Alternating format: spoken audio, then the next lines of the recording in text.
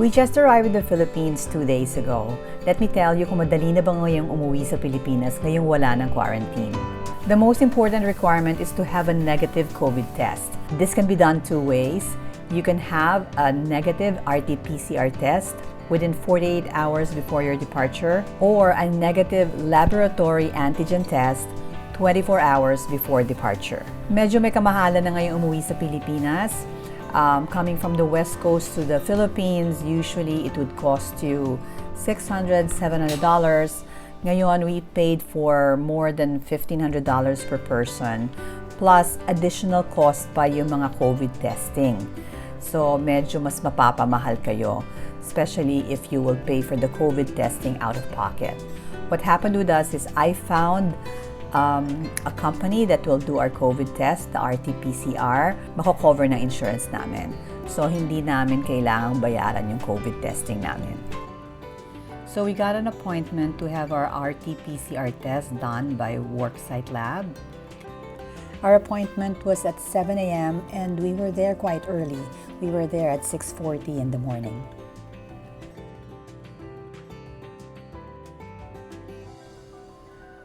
There were about 3 cars ahead of us.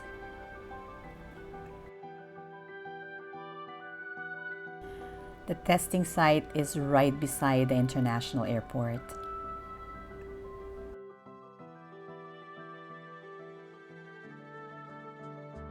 So tapos na kami magpa-COVID test. Mabilis lang. And our appointment is at 7 a.m. And we were done at 7:03. It was drive-through, and we didn't have to get out of the car. They gave us instructions how to do it, and then we did it. We did the testing ourselves, and we're done. We're going back to the house. I'm gonna get the car, and I'm going to work. So as you saw, we did our COVID testing this morning. We signed up for PCR testing with results within 24 hours.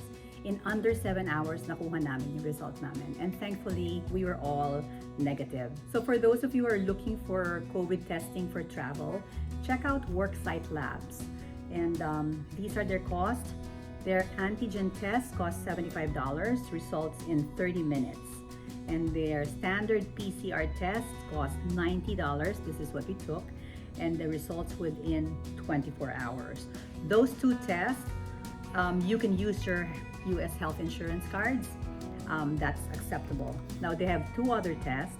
Their express costs $150, results in 12 hours, and this is a PCR test. And they have a rapid test which costs $250, results in 1.5 hours. For the express and the rapid test, they do not accept U.S. health insurance. The next thing we did was to upload our negative COVID test result certificate and our COVID vaccination cards into onehealthpass.com.ph. This is a website, it's not a mobile app. In the same website, we also had to answer travel detail questions, and after doing that, it will generate a QR code that we then presented at the check-in counter during departure. But for our own peace of mind, we still printed that QR code. And then we also printed the COVID test result certificate, and we put them all together along with the vaccination cards and our passports. That way, that was what we presented at the check-in counter. Kasi baka mamaya maubusan ng battery yung cellphone namin, you know, and hindi kami makapag-present ng QR code. Because usually what you just have to do is to take a screenshot of that QR code that will be generated by onehealthpass.com. But what we did was we just printed everything. We had hard copies with us. That way yun ang pinakita namin.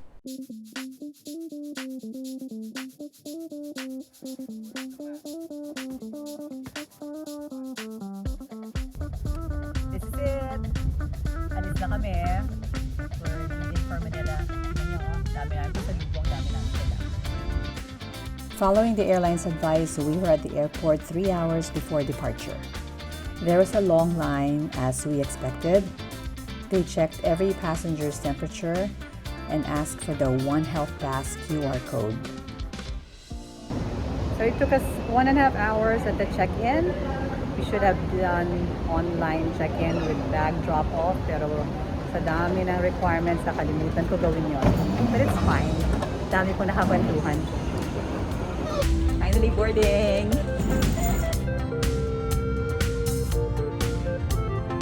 We are here and we are so, well, I am so excited.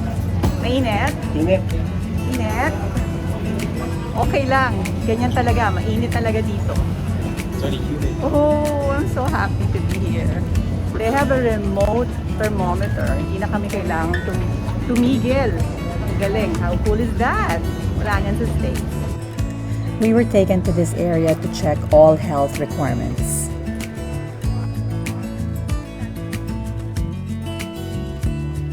As the room filled up, we were asked to go to the other side of the room where there was a shorter line.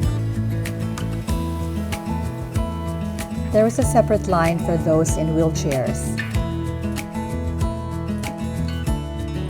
Dahil kumpleto ang health requirements namin, the process time at this counter took us less than a minute.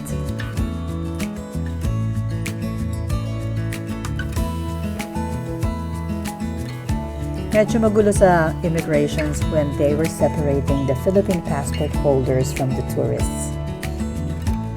When we got done at immigrations, our baggage was waiting for us at the carousel. It took about an hour from the time we deplaned to the time we finally got out of the airport building. We finally saw my mom, who is the reason for this trip, and the entire family.